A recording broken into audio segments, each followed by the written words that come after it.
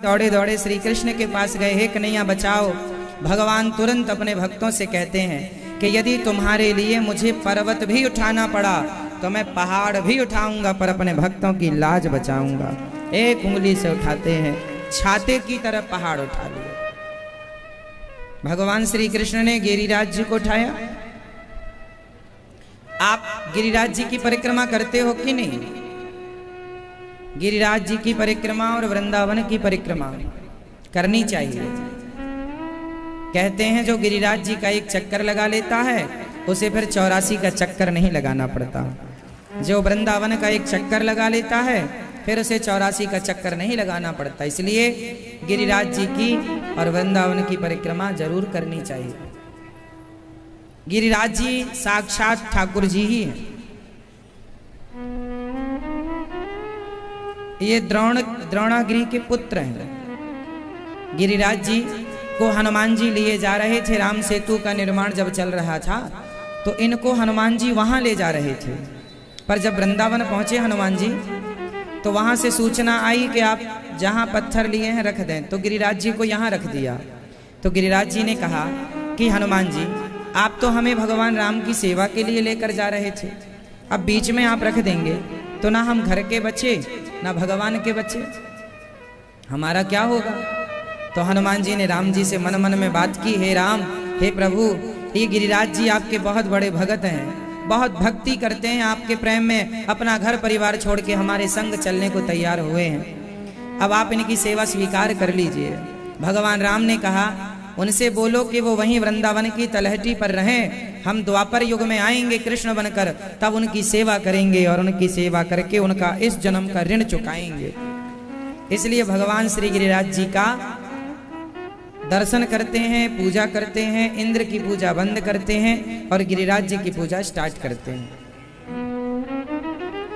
अच्छा ये बताओ, हमारे बाप दादों ने जो कुछ परंपराएं बनाई हैं वो सही परंपराएं बनाई हैं कि गलत बनाई हैं? हाँ बोलो। जो परंपराएं हमारे बाप दादों ने बनाई हैं, जैसे बकरे को काटने की परंपरा बना दी है। लड़के का जन्म होगा तो बकरा कटेगा, बहू आएगी घर में बकरा कटेगा, त्योहार उत्सव होगा तो बकरा कटेगा। हमारे देश में आज भी कुछ जगह पर बकरे की बलि आज भी चढ़ाई जाती है हिंदुओं के यहाँ। तो बताइए, लोग कहते हैं हमारे बाप दादों ने ये परंपरा स्टार्ट की है, महाराज जी क्या करें, निभाना पड़ रहा है। तो ये बताइए ये परंपरा सही है कि गलत? आप सबसे मेरा सवाल है, बता दो, जोर से बताना। आप बताओ सही है कि गलत? ये बताएंगे भैया जी, गलत। बाप दादों की बनाई परंपरा कैसे गलत हो सकती है, आप बताओ। जरूरी नहीं है कि हर परंपराएं सही हों। भले बाप दादों ने बनाई हैं पर बाप दादों के भी कुछ निर्णय गलत हैं।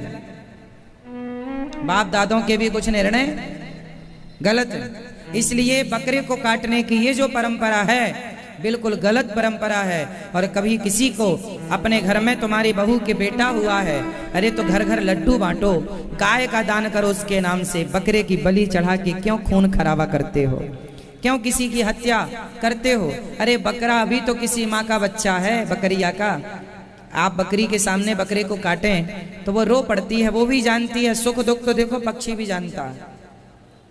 हित अनहित पशु पक्षी जाने, हित अनहित तो चींटी भी जानती है। आप जरा सा चींटी को स्पर्श कर दीजिए, भागेगी, उसे लगेगा कोई खतरा आ गया, भाग जाएगी। क्यों जी? इसलिए किसी की हत्या करना, मैं आपसे सवाल करता हूं, किसी की हत्या करना क्या सही है? धर्म के नाम पर, देवी देवताओं के नाम पर क्या जायज है? उत्तर दो, सही है? बोलो भैया। नहीं, भैया कह रही हैं लाल साड़ी वाली, सही है? बिल्कुल स्पष्ट कर देता हूं आपकी सारी बातों को। देखिए, हमारे सनातन धर्म में लिखा है कि हत्या करना पाप है। सीधा लिखा है, हत्या करना पाप है। तो फिर दशरथ जी ने हत्या क्यों की? पांडु ने हत्या क्यों की? क्यों जंगल जाते थे शिकार करने जब गलत था? तो अब मैं आपको बताऊं, उस जमाने में जो राजा और महाराजा हुआ करते थे, उन राजा महाराजाओं को जंगल के उन जानवरों का शिकार करने का अधिकार था। जंगल में कुछ जानवर ऐसे होते थे जो उद्दंड हो जाते थे। मतलब उद्दंड जानते हैं कि वो एक जानवर पावरफुल हो गया तो वो सबको परेशान करता था। उन जानवरों को मारने का अधिकार राजा को हुआ करता था, पहला, ताकि जंगल की व्यवस्था बनी रहे। अब कोई शेर ऐसा मिल जाए जंगल में जो सारे शेरों को मारने लग जाए, तो उस शेर को मार देना ठीक है, उद्दंड हो गया है ना, है ना।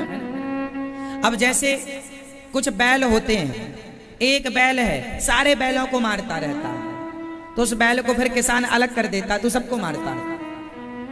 उसी तरह जंगल के कुछ जो राजा महाराजा होते थे, उनकी निगरानी जंगलों में हुआ करती थी कि जंगल में क्या चल रहा है, जंगल में भी उनकी निगरानी हुआ करती थी। तो वो जो उद्दंड हो जाते थे जानवर, उन्हें मारते थे राजा, पहला। दूसरा, जैसे डॉक्टर, जब आप बच्चे जब डॉक्टरी के क्षेत्र में आगे बढ़ते हैं ना, तो उन्हें चूहों पर एक्सपेरिमेंट करना होता है, हाँ या ना। आप में से कितने लोग वायु इत्यादि सब्जेक्ट लेके आगे बढ़े हैं?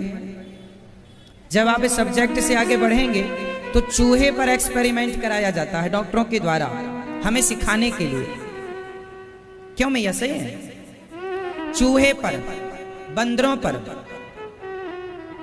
अन्य जानवरों पर डॉक्टरों का एक्सपेरिमेंट। जैसे अभी कोरोना की दवाई आई तो पहले उस दवाई का, पहले इन जानवरों पर, इन जीवों पर एक्सपेरिमेंट होता है, उपयोग होता है कि नहीं, कोई साइड इफेक्ट तो नहीं है, वो दवाई कोई ज्यादा नुकसान तो नहीं कर रही है। जब इन पर सब ठीक होता है तब वो मनुष्य अर्थात हमें और आपको मिलती है। तो डॉक्टरों को उनकी पढ़ाई का एक हिस्सा है कि चूहे को उन लोग फाड़ते हैं और फाड़ के फिर जोड़ देते हैं, सही है?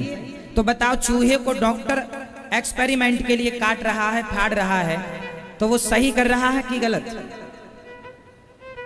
माना कि चूहे को मारना भी हत्या है, पर डॉक्टरी हिसाब से वहां पर वो खा देते। झूठ की बलि चढ़ाओ, छल की बलि चढ़ाओ, निंदा चुगली की बलि चढ़ाओ, बुरी आदतों की बलि चढ़ाओ, शराब की बलि चढ़ा दो, अर्थात शराब पीना छोड़ दो, जुआ तंबाकू सिगरेट बीड़ी की बलि चढ़ाओ, अर्थात ये बुराइयां छोड़ दो। इनकी बलि ना चढ़ाएंगे, बकरे को लाके काट देंगे, ये कौन सी समझदारी है?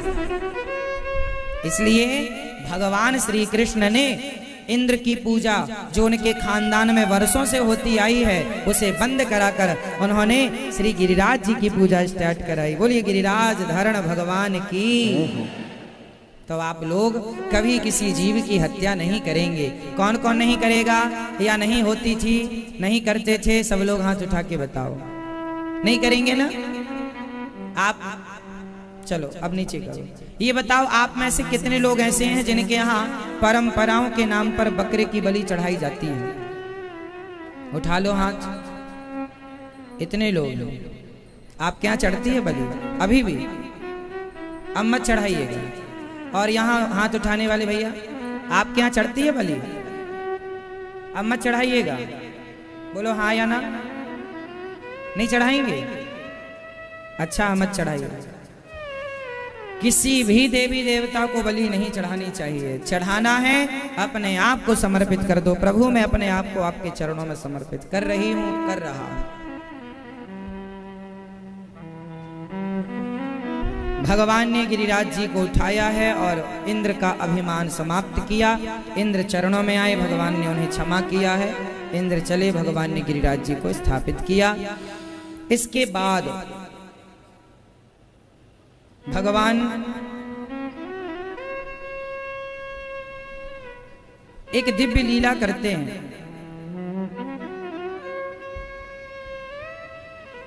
लीला यह है कि भगवान के पिताजी का हरण कर लिया आज वरुण देवता ने, और भगवान वरुण लोक जाकर के अपने पिता को वापस लाते हैं। दिव्य लोक जाकर के भगवान वापस लेकर के आए हैं। इसके बाद भगवान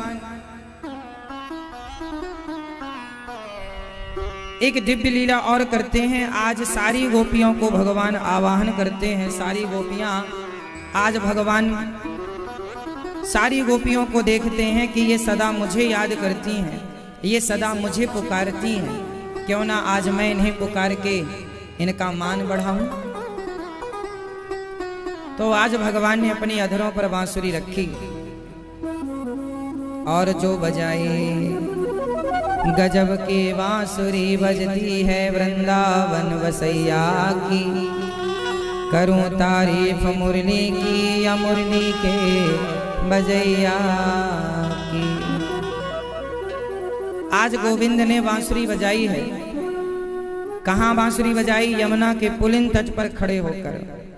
भगवान तारात्री शरदोत्फुल्य मल्लिका वीक्षरन्तुं मनश्चक्रे योग मायामुपाश्रितः। भगवान पिता रात्रि, आज वह रात्रि आ गई जिसका गोपियों को वर्षों से इंतजार था। शरद पूर्णिमा की रात आई है। श्याम सुंदर ने अधरों पर बांसुरी रखी है और जो बजाना शुरू किया है, सारी गोपियां मस्त हो गईं और सारी गोपियां अपने अपने कामों को छोड़ छोड़ करके दौड़ दौड़ करके श्री कृष्ण के पास चली आई।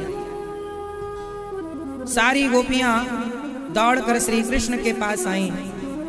सारी गोपियां अपना काम धाम छोड़ती हैं। क्या क्या काम छोड़ा गोपियों ने? दोहंत्यो भिययो काश्चित दोहम हित्वा समुत्सुकाः। क्या क्या काम छोड़ा जानते हैं? दोहंत्यो भिययो, गाय दोहना। एक सखी गाय दोह रही थी कि बांसुरी सुनाई पड़ी, गाय दोहना छोड़ दिया। एक सखी आंखों में काजल लगा रही थी कि गोविंद की बांसुरी सुनाई पड़ी, काजल लगाना छोड़ दिया। एक सखी ने अपने सास ससुर की सेवा में लगी थी, बांसुरी सुनाई पड़ी, सेवा छोड़ दी। एक सखी भोजन बना रही थी कि गोविंद की बांसुरी सुनाई पड़ी, भोजन बनाना छोड़ दिया। एक सखी अपने बच्चे को दूध पिला रही थी कि बांसुरी सुनाई पड़ गई, बच्चे को दूध पिलाना छोड़ दिया। एक सखी अपने पति की सेवा कर रही थी कि पति के सेवा को छोड़ दिया और जाने लगी तो पति ने पकड़कर कमरे में बंद करके ताला लगा दिया। अब जाओ। उस सखी की आत्मा जो परमात्मा में मिल गई, उस शरीर के सखी ने त्याग कर दिया। बंधन शरीर का हो सकता है, रोका शरीर को जा सकता है, आत्मा को कोई कैसे रोक सकता है? आत्मा निकल कर उस शरीर से और जाकर सबसे पहले परमात्मा के श्री चरणों में समा गई। आज भगवान ने गोपियों के संग दिव्य रास रचा करके आज भगवान ने गोपियों को आह्लादित कर दिया, आनंदित कर दिया।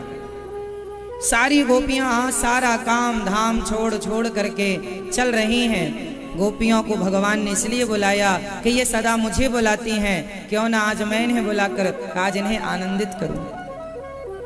जब भगवान को हम रोज याद करते हैं ना मेरी माँ, तो भगवान को भी लगता है ये रोज याद करता है, आज हम इसे याद करेंगे। तो भगवान ने याद कर लिया और गोपियों को भगवान ने बुलाया नाम ले लेकर।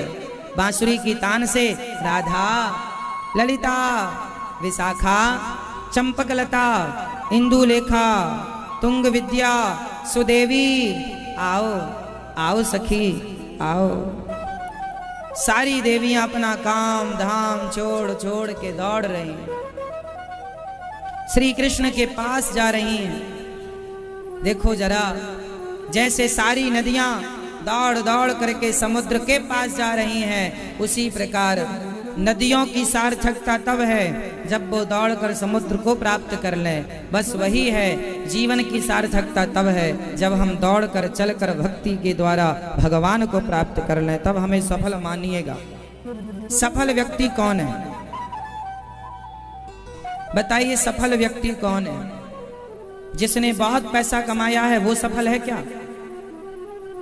या जिसने बहुत नाम कमाया, बहुत इज्जत कमाई, वो सफल है।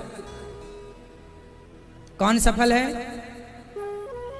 बहुत नाम, बहुत इज्जत, बहुत पैसा कमाने वाला सफल नहीं है। सफल वही है जिसका मन भगवान के चरणों में लग चुका है, बस वही सफल है। वरना रही पैसे की बात, तो पैसा तो वैश्या भी कमा लेती।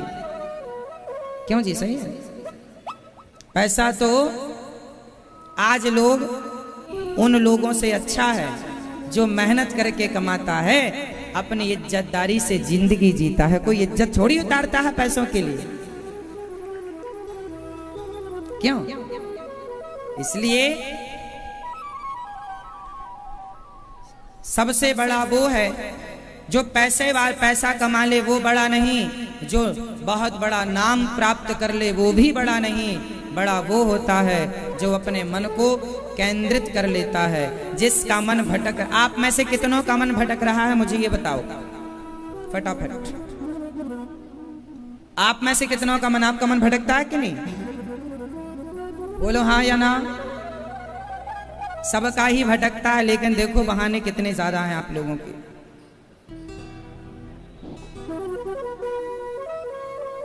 थोड़ी देर के लिए तो आप ऐसे हो जाते हैं कि आप ही भगवान हैं, अपनिच भगवान है।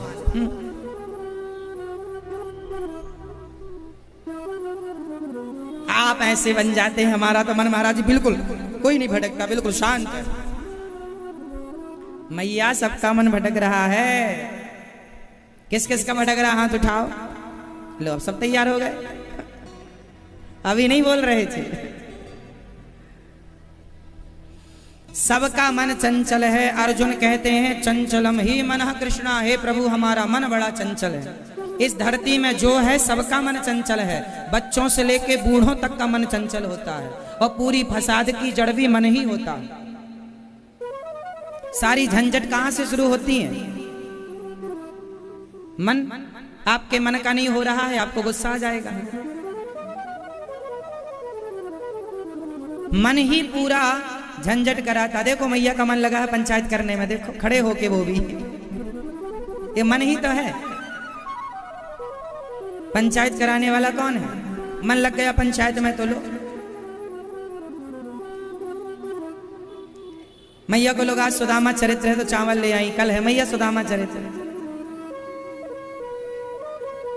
सुनो, पूरी झंझट इस मनी राम की है। ये जो हमारा मन, ये मन बड़ा चंचल है। कैसे तेरा भजन करूं, जितना इसे समझाऊं उतना ही मचल जाए। यदि मन कंट्रोल हो जाए।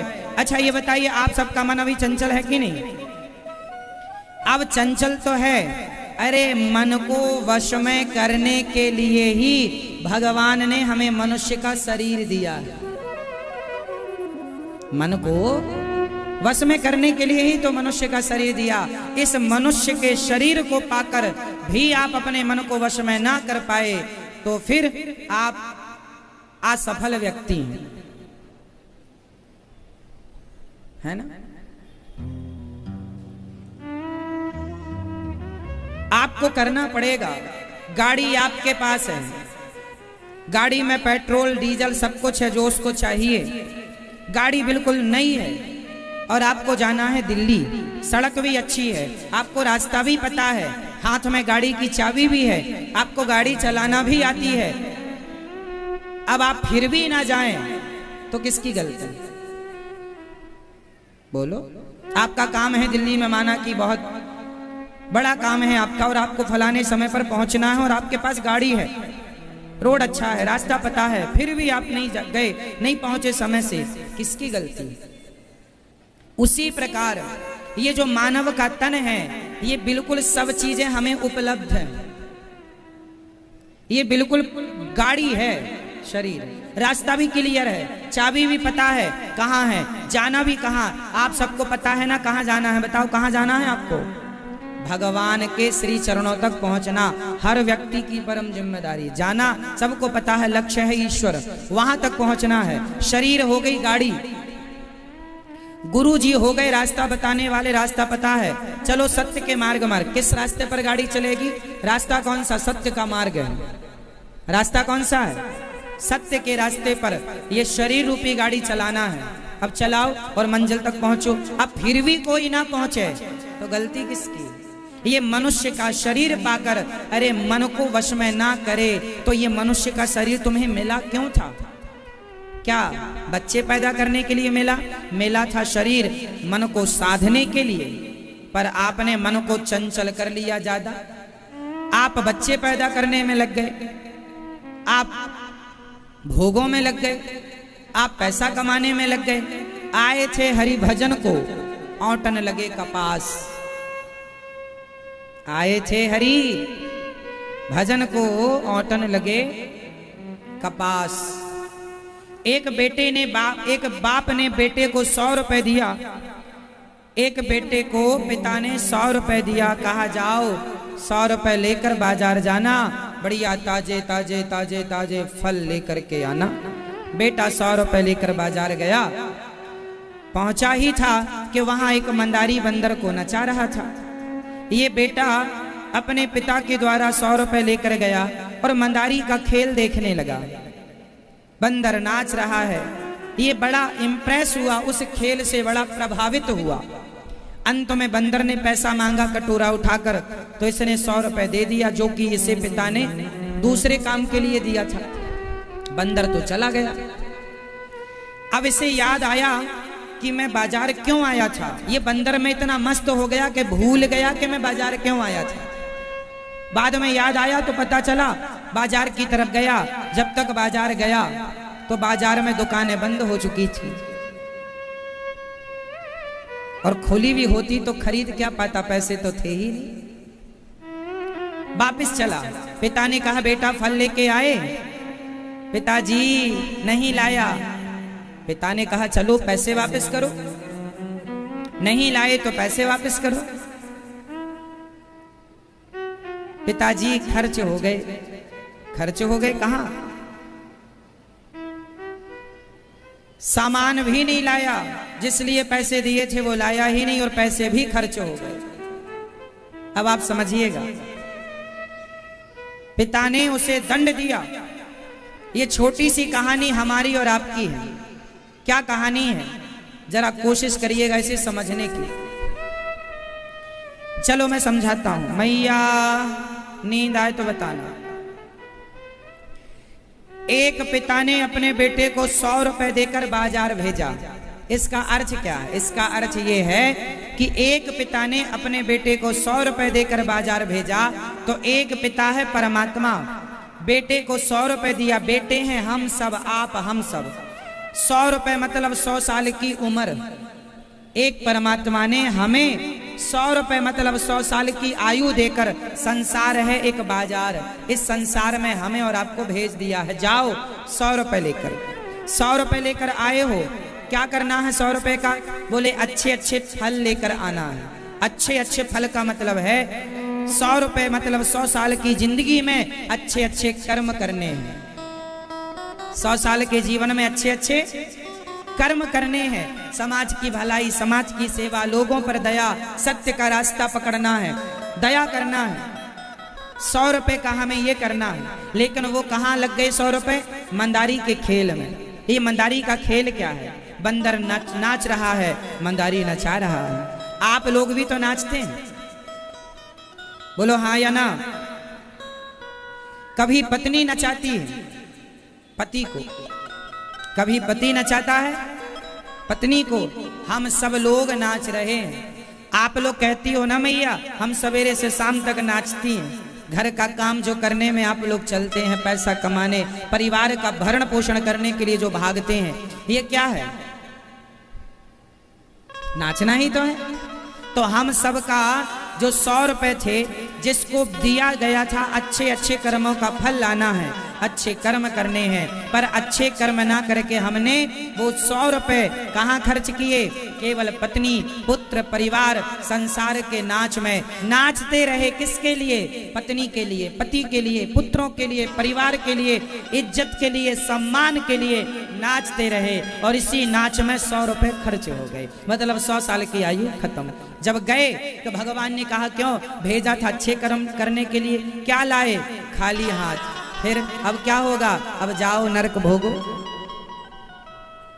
इसलिए मेरी माँ, मर बड़े भाग्य मानुष तन पावा, सुर दुर्लभ सदग्रंथ निगावा। ये मानव का तन बड़े भाग्य से मिलता है। मन आप कहते हैं मन महाराज जी बड़ा अशांत है। मन तो सबका अशांत है। शांत करने पाकिस्तानी नहीं आएंगे, मन को शांत करने आपका पड़ोसी नहीं आएगा। मन को शांत आपको ही करना होगा। सत्संग से, अच्छी बातों से, पॉजिटिविटी से आप ही मन को साधिए। और आज मैं एक बात कहूंगा, मन तो अशांत है ही, इस अशांत मन से मर मत जाइएगा, बड़ा नुकसान हो जाएगा। मरने के पहले आप लोग अपने मन को बिल्कुल शांत कर लेंगे। अरे जिंदगी भर तो अशांत था ही, मरते मरते भी अशांत हुआ, तो फिर मुझे ये बताओ कि तुम्हारा मनुष्य बनना क्या सार्थक हुआ? आप मनुष्य क्यों बने हैं? जो काम आप लोग कर रहे हैं, ये काम तो कुत्ते बिल्ली भी कर रहे हैं। तुम क्या कर रहे हो? बच्चे पैदा कर रहे हो। बच्चे पैदा तो सूअर भी कर रहे हैं, कर रहे हैं, हाँ या ना? बच्चा पैदा करने का काम केवल आप लोग ही करते हैं, ऐसा नहीं है। कुत्ता, बिल्ली, पक्षी, हर योनि में बच्चे पैदा करने की व्यवस्था है या नहीं? बोलो हाँ। फिर तो तुम भी बच्चे पैदा करने में लगे हो, सूअर भी बच्चा पैदा करने में लगा है। फिर उसमें तुम में अंतर क्या रहेगा? तुम भी खाने में लगे हो, ये खा ले, ये खा ले, वो खा लो, वहां से बुला लो, वहां से कुछ भी खा लो, देखना नहीं है कैसा है, खा लो। अरे खाने पीने के पहले विचार करो, क्या खाने लायक है, क्या नहीं है। हमारे यहाँ तो कोई आदमी मर जाए और उसकी माटी में चले जाएं तो घर आते हैं तो नहाना पड़ता है। आप क्या नहाते कि नहीं? किसी के मरने में आप लोग गए हो, घर आएंगे तो नहाना पड़ता कि नहीं? बोलो हाँ, नहाते हैं। सोचो कि मरे हुए आदमी को हम लोग छू लेते हैं तो इसलिए नहाते हैं कि नहाए। क्यों मैया? इतना भ्रष्ट हो गया है आज का व्यक्ति, पूछो मत। जो मन में आता है, भले गलत है, करता अपने मन की है। याद रखो, इंसान हो, कुछ भी खाना काम तो सूअर कुछ भी खा लेता है। क्यों? कुछ भी कौन खाता? कुत्ता कुछ भी खा लेता है। कुत्ता कुछ भी खाता है, सूअर कुछ भी खाता है। उसके अंदर विचार नहीं है क्या खाना है क्या नहीं खाना, अक्ल नहीं है। इनको जगा दो। आपके पास, हमारे पास अक्ल है, क्या खाएं क्या ना खाएं, इसलिए वही खाओ जो खाने लायक है। मांस इत्यादि हमारे लिए नहीं, हमारे लिए तो दाल चावल सब्जी रोटी फल फूल सलादें इत्यादि चीजें खाने लायक हैं, वो खाओ भोग लगाकर ठाकुर जी का। खाने का मुंह है तो कुछ भी खाओगे, ऐसा नहीं। यदि बच्चा पैदा करने आए हो तो बच्चा सूअर भी पैदा करता है। खाने का काम तो सब लोग, सूअर भी खाता है। सोता कौन है? आप कितने घंटे सोते हैं दिन में? बेटा बताओ, आप कितने घंटे सोते हैं? 1.5 घंटा, 6। रात को कितने बजे सोते हैं? 12 बजे। और कितने बजे जागते हैं? 5:30। सही सही कह रहे हो आप? आपकी माँ कहाँ बैठी है? नहीं। आप कितने बजे सोते हैं? 10 बजे। जागते कितने बजे? 5 बजे। अच्छा, समय से सोइए, समय से जागिए, ये इंसानों का धर्म है। और ये इंसानों का नहीं, मैंने बंदरों को भी देखा है। 7 बजे 8 बजे सो जाते हैं और सवेरे 5 बजे जाग जाते हैं, 4 बजे। चिड़िया 4 बजे 5 बजे चहकने लग जाती है। बोलो हाँ या ना? आज का आदमी बच्चे पैदा कर रहा है तो ये काम सूअर भी कर रहा है, खा रहा है ये काम कुत्ता भी कर रहा है, सो रहा है ये काम तो कुत्ता बिल्ली सब कर रहे हैं। ये तीनों काम सब करते हैं। एक चौथा काम एक ऐसा है जो केवल मनुष्य कर सकता है, और वो काम है समाज की सेवा और आत्म कल्याण करना, अपना कल्याण। ये मनुष्य ही कर सकता है। अपने मन को वश में मनुष्य कर सकता है, और मनुष्य होकर ना किया तो फिर आपका मनुष्य होना बेकार है। इसलिए आप लोग अपने मन को अभी से कंट्रोल करो और मरने के पहले बिल्कुल साध लो। और यूं मन में उथल पुथल मच गई ना, मर गई ना मैया, तो अगला दुर्गति हो जाएगी। सारी टेंशन चिंता छोड़ दो, अब सब भगवान जी करेंगे। आप तो आनंद से भगवान का चिंतन करते करते सारा मन भगवान के चरणों में लगाकर शांत करके मन को फिर भगवत चिंतन करते करते प्राण त्यागिएगा, फिर त्यागिएगा प्राण। यदि मन जरा भी गलत रास्ते पर मरते समय चला गया तो आपकी बड़ी दुर्गति हो जाएगी। इसलिए ज्यादा से ज्यादा मन को केंद्रित कीजिए, मन शांत होगा। अच्छा एक बात बताओ, सुई स्थिर है तो ही उसमें धागा जा सकता है, यदि सुई चल रही है, हिल डुल रही है, उसमें धागा जा सकता है? उसी तरह मन जिस दिन केंद्रित हो गया, स्थिर हो गया, उसी स्थिर मन में परमात्मा रूपी धागा प्रवेश कर जाएगा। अब केंद्रित हुआ ही नहीं तो भगवान जाए कहां से? मन भी उतना ही बारीक है जितना सुई का छेद बारीक होता है, उसमें धागा जाएगा। मन मंदिर में भगवान जाएंगे, शर्त है मन को स्थिर करना पड़ेगा। क्या मन को, क्या सुई को हम हिलाते रहें और आपसे कहें धागा डालो, तो क्या पॉसिबल है? संभव नहीं, हो ही नहीं सकता। उसी तरह मन को केंद्रित किया जाए, और मन जब केंद्रित हो जाएगा तो भगवान प्रवेश कर जाएंगे। बस मन केंद्रित हो जाए। तो गोपियां जो हैं ये सारा काम धाम छोड़कर इसलिए आ गईं क्योंकि इनका मन इतना केंद्रित था कि भगवान के सिवा इनके मन में कोई था ही नहीं, इसलिए सब छोड़ दिया। और छोड़ क्या दिया? छूट गया। मन में जब भगवान बैठ जाते हैं, मन भगवान में लग जाता है तो संसार छोड़ना नहीं पड़ता मेरी माँ, संसार छूट जाता है। छोड़ना और छूट जाना ये दोनों बातें अलग अलग हैं। यदि आपने छोड़ दिया तो छोड़ देने का अभिमान बना रहेगा कि मैंने छोड़ा है, पर छूट गया तो अभिमान नहीं आएगा। बात समझ में आई? नहीं आई? चलो फिर से समझाते हैं। आम जब तक कच्चा होता है पेड़ को पकड़ के रखता है, और वही आम जब पक जाता है तो पेड़ से छुड़ाना नहीं पड़ता, कच्चे आम को छुड़ाना पड़ता है। लाठी मारोगे तब गिरेगा, पत्थर मारोगे तब गिरेगा, पर पक जाए आम तो अपने आप पेड़ को छोड़ देता है। जिस दिन भक्त की भक्ति पक जाएगी उस दिन संसार छोड़ना नहीं पड़ेगा, सब अपने आप छूट जाएगा। ये संसार छोड़ना है। और आप लोग बूढ़े हो गए हो, आपके बाल भी पक गए हैं कुछ लोगों के, अब बाल भी पक गए तो मन को भी पकाओ। कच्चा मन और पक्का मन में क्या अंतर है? कच्चा मन, आपका मन कच्चा है कि पक्का? जोर से, जोर से। आपका मन कच्चा है कि पक्का? कच्चा मन उसे कहते हैं जो संसार को पकड़ के रखा हो। ये मेरी पत्नी, मेरा पुत्र, मेरा परिवार, मेरा पैसा, मेरी दुकान, सबको पकड़ के रखा है, मतलब कच्चा है। और पक्का कौन है? जो रहे सबके बीच में पर रहते हुए भी पकड़े किसी को ना, पकड़े तो केवल भगवान को पकड़े, मेरे तो गिरधर गोपाल। तो आपका मन माना कि अभी कच्चा है, कोई बात नहीं, पर मरते बाल भी पक गए, मन भी पका लो। मेहंदी पोत पोत के काला कर लिया, ये मैया ने तो लाल कर रखा है सब।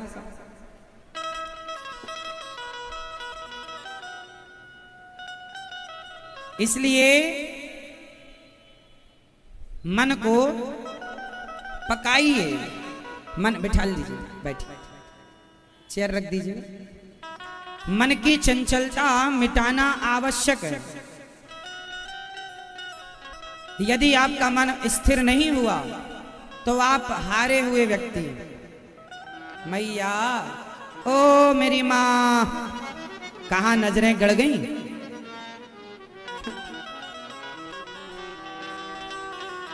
यदि आपने अपने मन को समय पर अपने मन को कंट्रोल नहीं किया तो आप असफल व्यक्ति हैं। आप यदि अपने मन को कंट्रोल कर लेते हैं तो आप सफल व्यक्ति हैं। बाल पक गए हैं, अब क्या पकाना है? जोर से और जोर से मन। और मन पक गया तो सब आनंद, यहां भी आनंद, वहां भी आनंद। कच्चे आम की बनती है चटनी और पके आम का स्वाद हो जाता है मीठा। कच्चा आम होता है खट्टा, पका आम होता है मीठा। जिसके जीवन में खटास है मतलब अभी कच्चा है, जिसके जीवन में मधुरता आ गई है समझ लेना पक गया है। तो आप अभी कच्चे हो कोई बात नहीं, पर पकाओ, कच्चे मर मत जाना, मरने के पहले पकना चाहिए। नारियल दो तरह का होता है, एक कच्चा नारियल एक पक्का नारियल, हाँ या ना? नारियल कितने प्रकार का?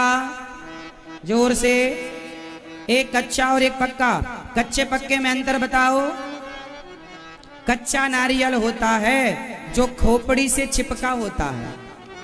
नारियल को क्या बोलते हैं आप लोगों की भाषा में? जो ऊपर का जो कड़ा कड़ा, हमारे यहाँ नारियल ही बोलते हैं, उसकी खोपड़ी बोल देते हैं। आप क्या क्या बोलते हैं? ठीक है, आप समझ रहे हैं ना, बोलते क्या है वो मुद्दा नहीं है, आपको समझ में आना चाहिए बस। जो नारियल होता है, कच्चा नारियल आप तोड़ेंगे ना तो खोपड़ी टूटेगी ना तो उसका गोला भी टूट जाएगा जो उसके अंदर गोला होता है। और पका हुआ नारियल तोड़ेंगे तो खोपड़ी टूटेगी पर पका हुआ नारियल नहीं टूटेगा, उसका गोला अलग होगा। ये नारियल कच्चा नारियल है या पका हुआ? जोर से, हाँ, ये पका हुआ है। जब इसकी खोपड़ी ऊपर वाली टूटी होगी ना तो ऊपर वाली तो टूट गई होगी, पर देखो इसका कुछ भी नहीं बिगड़ा, ये भी तो अंदर से निकला होगा। क्यों? देखो इसका कुछ भी नहीं बिगड़ा। जबकि ये कच्चा होता और फिर तोड़ा जाता तो ये भी टूट जाता खोपड़ी के संग संग। बात सही है कि गलत है? सही है।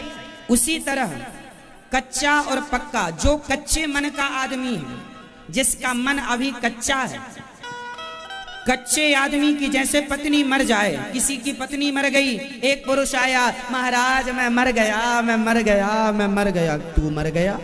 तू कहाँ मर गया? तू तो जिंदा। महाराज मेरी पत्नी मर गई। तेरी पत्नी मर गई है और तू कहता मैं मर गया। ये कच्चा है, पत्नी मरी, खोपड़ी टूटी तो ये भी टूट गया। पत्नी मरी तो इसको लगा मैं मर गया।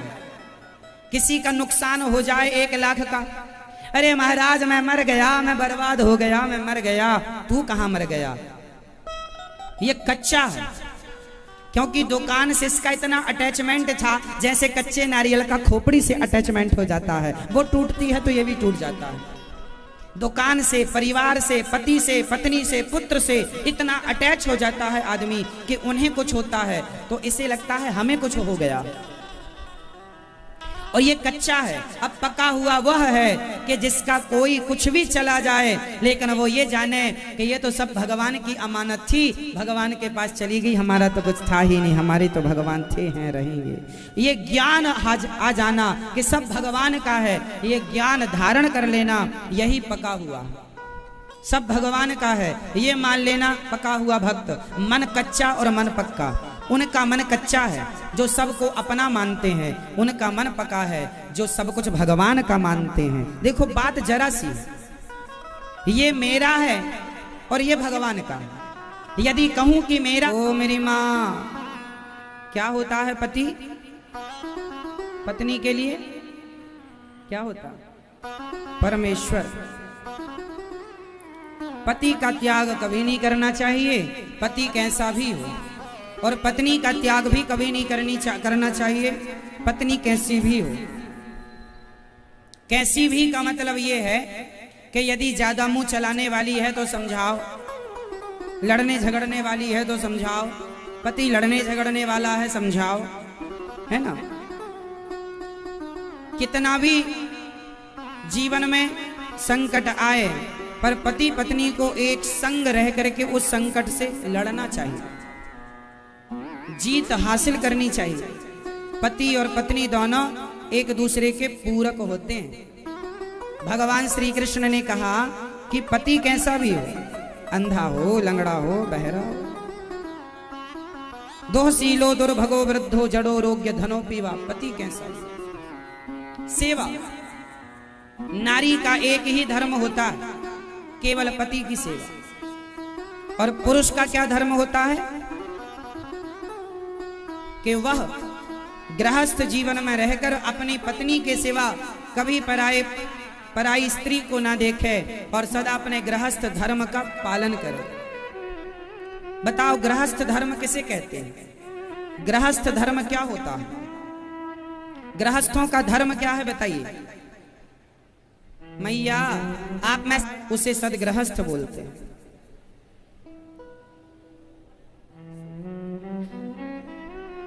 बोलिए सदगुरुदेव भगवान की। हमारे परम पूज्य श्री गुरुदेव भगवान का तालियों के संग स्वागत करें। हमारे गुरुजी जो भागवत जी की शिक्षा प्रदान करते हैं सभी बच्चों को, और दास को भी गुरुजी ने पढ़ाया है। ये दास तो सभी से पढ़ता है और सीखने का अवसर जहाँ जहाँ मिले हमें ग्रहण करना चाहिए। गुरुदेव भगवान हजारों विद्यार्थियों को नित्य पढ़ाते हैं। परम पूज्य श्री गुरुदेव भगवान के श्री चरणों में दास अनिरुद्ध का बारंबार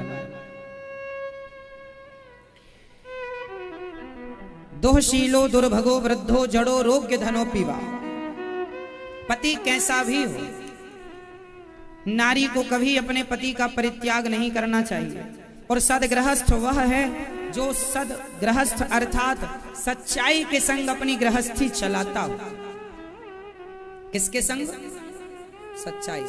जिन गृहस्थ के जीवन में झूठ कपट ना हो, जो पत्नी पति में समर्पित हो, और जो पति पत्नी में भगवान राम एक पतिव्रता थी और माता सीता एक पतिव्रता थी। केवल नारी पतिव्रता हो ऐसा नहीं, पुरुष को भी पत्नीव्रता होना चाहिए। अपनी पत्नी के अतिरिक्त स्वप्न में भी पराई स्त्री का चिंतन ना हो, ऐसा सदपुरुष होना चाहिए।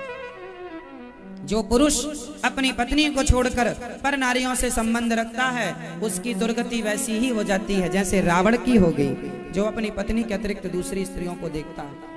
यह शोभनीय नहीं। तो मैया आपके कितने पति हैं? कितने?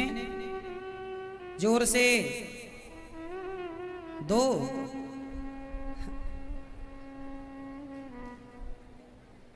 पति कैसा होना चाहिए और कितने होने चाहिए? हमारे सबके पति कितने हैं? अच्छा, एक मैया मेरे से बोली, गुरुजी मैं विधवा हूं, क्या मैं भगवान का नाम जप सकती हूँ? क्या मैं माथे पर तिलक लगा सकती हूँ? हमने कहा माथे पर तिलक तो लगा सकती हो मैया, और भगवान का नाम भी जप सकती हो। और मुझे लगता है कि जो स्त्री अपने पति के जीते जी अपने पति की सेवा करती हो और अपने पति के मरने के बाद जो अपना मन केवल परमेश्वर में लगाई हो, उसे विधवा नहीं कहा जा सकता, क्योंकि उसके पति अब भगवान है।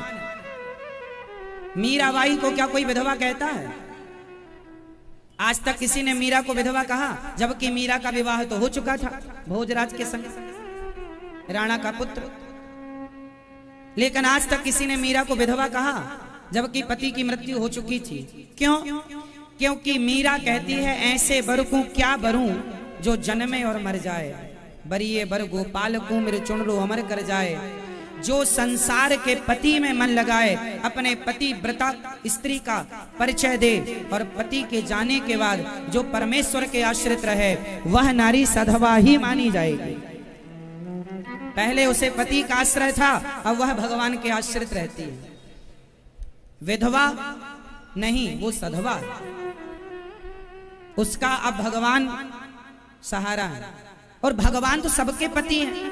तुम हो एक अगोचर सबके प्राण पति। हम सभी लोग गाते हैं, तुम हो एक अगोचर सबके प्राण पति, स्वामी सबके प्राणपति। किस विध मिला हो दया में, तुमको मैं कुमति। ओम जय जगदीश हरे। तो सबके पति भगवान है। सबके पति कौन है? तो जो पत्नी अपने पति को भगवान मान ले, अर्थात जो स्त्री अपने परमेश्वर से नाता जोड़ ले, कोई भी रिश्ता भवसागर से पार चली जाएगी। लोग क्या कहते हैं वो चिंता नहीं करेंगे। भगवान में मन लगे, पर पुरुष में, पर स्त्री में मन ना लगे। बस। तो हमारे सनातन धर्म में एक पति एक पत्नी प्रथा और एक पति प्रथा की बात है। यहाँ एक की बात है, यहाँ दो की बात है। ना स्त्री दो होनी, ना पुरुष दो होने। स्त्री भी एक और पुरुष भी एक। नारी अपना धर्म का पालन करे, पुरुष अपने धर्म का पालन करे। स्त्री का धर्म क्या है? अपने पति को भगवान मानकर सेवा करे। और पुरुष का धर्म ये है कि अपनी नारी का सम्मान ऐसे करे जैसे भगवान नारायण माता लक्ष्मी का सम्मान करते हैं, है ना। और कई पुरुष लोग अपनी पत्नी को पांव की जूती मानते हैं। अरे पत्नी पांव की जूती नहीं होती, पत्नी तो माथे की पगड़ी होती है, माथे का मौर होता है, जो आपके कुल आपकी इज्जत को बढ़ाती है, आपका वंश बढ़ाती है। नारी निंदा ना करो, नारी नर की खान, और नारी ने पैदा किए राम कृष्ण हनुमान। नारी ना होती तो नर ना होता। हम और आप किसके पेट में रहे हैं? जिस पेट में रहे हैं, जिस स्त्री ने पालन पोषण किया, उस नारी का तुम अपमान करते हो, गलत बात है। इसलिए हर पुरुष को अपनी पत्नी का सम्मान करना चाहिए और हर पत्नी को अपने पति का आदर करना चाहिए। गृहस्थी दोनों की समझदारी से चलती है। अच्छा बताइए, गृहस्थ जीवन में सबसे ज्यादा क्या जरूरी है? पैसा, प्यार, सहनशीलता या झगड़ा? पति पत्नी के बीच में ज्यादा क्या होना चाहिए? पैसा, प्यार, सहनशीलता या झगड़ा? क्या क्या होना चाहिए? क्या आपके हिसाब से मैया? प्यार और सहनशीलता दोनों होनी चाहिए मैया के हिसाब से, पर उत्तर एक ही देना है अपने को, तब आप 20 करोड़ जीतेंगी। एक ही उत्तर, और उत्तर ये है, पति पत्नी के बीच में पैसा तो आ ही जाएगा, काम करोगे तो आएगा। रही बात प्यार की, तो जिन लड़का लड़की का प्यार वाला विवाह होता है, लव मैरिज, कोर्ट मैरिज, उनका भी तलाक हो जाता है। यदि तुमने प्यार से विवाह किया था एक दूसरे की पसंद से, तो फिर क्यों तलाक हो गया, क्यों अलग अलग हो गए? इसका मतलब है गृहस्थ जीवन में सबसे ज्यादा सहनशीलता हो। यदि सहनशीलता पत्नी और पति दोनों में है तो प्यार तो हो ही जाएगा और पैसा तो आएगा ही आएगा। इसलिए सहनशीलता, रिश्ते चलते हैं सहनशीलता से। पति सहनशील हो, पत्नी सहनशील हो। पति कुछ बोले तो पत्नी सहन कर ले, पति कुछ बोले पत्नी सहन कर ले। और सहनशीलता पत्थर में होती है, इसलिए पत्थर भी भगवान बनकर पूजता है। वरना छैनी हथौड़ों की चोट खाकर पत्थर टूट जाता, तो जो पत्थर चोट खाकर टूट गया वह कंकड़ बन गया, और जो पत्थर चोट सह गया वह शंकर बन गया। तो बिना चोट खाए तो पत्थर भी भगवान नहीं बनता, फिर बिना सहनशीलता के इंसान महान कैसे हो सकता है? इसलिए सहन करना पड़ता है। गृहस्थ में क्या चाहिए? बोलो, सहनशीलता। जो सहेगा वह रहेगा, नहीं सहेगा नहीं रहेगा। इसलिए सहन जरूरी है। तो पत्नी और पति दोनों एक दूसरे की बातों को सहें और प्रेम से रहें। हाँ, पति और पत्नी में हमारे यहाँ एक सुंदर भाव गाते हैं पति पत्नी के रिश्ते में।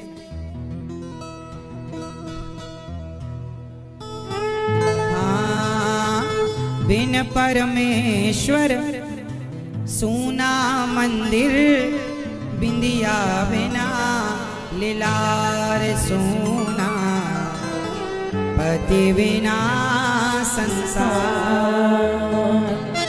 जैसे मंदिर के बिना, जैसे मूर्ति के बिना मंदिर सूना है। कितना भी आलीशान मंदिर हो पर भगवान जी ना हो तो मंदिर बेकार है।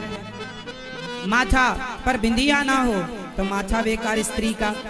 बिन परमेश्वर सूना मंदिर, बिंदिया बिना लीलार सोना, पति बिना संसार।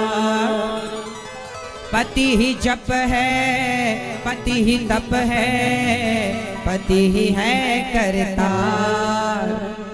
पति से ही पत इस तन की है, पति बिन विपति हजार सूना, पति बिना संसार। एक पतिव्रत रहे जगत में, सब व्रत है बेकार। नारी का एक ही धर्म है, एक ही धर्म एक व्रत ने माँ, काय वचन मम पति पद प्रेमा। नारी का एक ही धर्म होता है। क्या धर्म है? एक पतिव्रत रहे जगत में, सब व्रत है बेकार। बिन पतिव्रत के नारी का तो जीवन है बेकार। सोना पति बिना संसार। इसलिए नारी का एक ही धर्म है, ताकि हम ये आपको कहना चाह रहे हैं, ये दास अनिरुद्ध ये निवेदन करेगा कि नारी के दो व्रत नहीं होते, नारी का दो धर्म नहीं होता, एक ही धर्म है, एक ही व्रत है, पतिव्रत। अच्छा मैया बताओ, पतिव्रता स्त्री किसे कहते हैं? बोलो मेरी माँ। जो अपने पति को दिन भर गालियां दे वो पतिव्रता है क्या? बताओ पतिव्रता नारी किसे कहते हैं? आप बताओ पतिव्रता नारी के लक्षण क्या होते हैं?